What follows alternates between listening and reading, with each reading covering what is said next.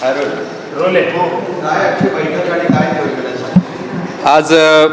छत्रपती संभाजीनगर जिल्हा परिषदची निवडणूकची तयारी आमची सगळे प्रचार आणि सगळ्या नियोजन सुरू आहे आणि त्याची पक्ष संघटन म्हणून काय रचना, काय प्रचाराची व्यवस्था आहे, काय कुठे कमी पडतोय या सगळ्यांच्या आढावा घेण्यासाठी म्हणून माननीय प्रदेशाध्यक्ष रवींद्र चव्हाण साहेबांचं आज शहरात आलेले आहेत. त्यांच्यासोबत आत्ता या सगळ्या निवडणुकीमध्ये काम करणाऱ्या प्रभारींच्या सोबत आत्ता माननीय प्रदेशाध्यक्ष बसणार आहेत आणि एकूणच जिल्हा म्हणून काय तयारी करतोय आम्ही तर त्याचा आढावा घेणार आहे. त्यातल्या काही सूचना आम्हाला येणार आहेत. अजून पुढची रणनीती कशी आखायची.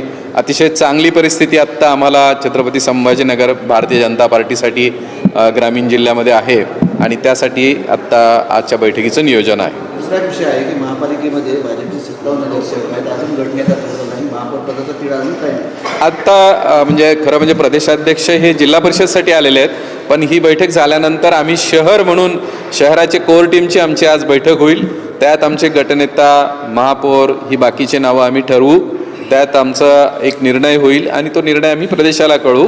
त्यानंतर प्रदेशाकडून आम्हाला त्याचा अंतिम निर्णय आम्हाला कळेल. हां, आमच्या कोर टीमचा आज निर्णय झाला की आम्ही प्रदेशाला कळवल्यानंतर आम्हाला तो अंतिम आदेश आज कळेल. उद्या किंवा परवा आम्ही गटस्थापना करू.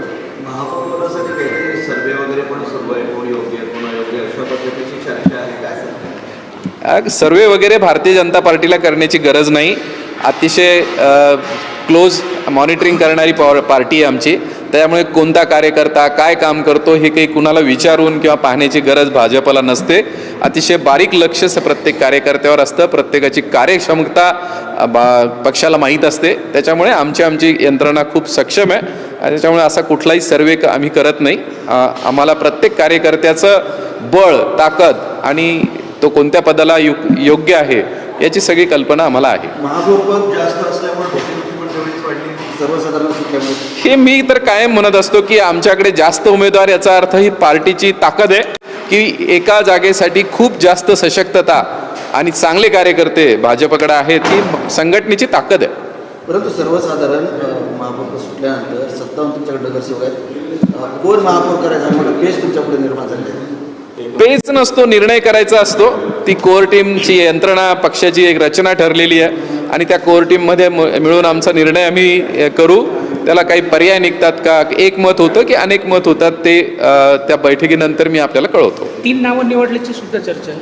नाही, असं आत्ता बैठकच झाली नाही तर नावं निवडण्याचा प्रश्न येत नाही.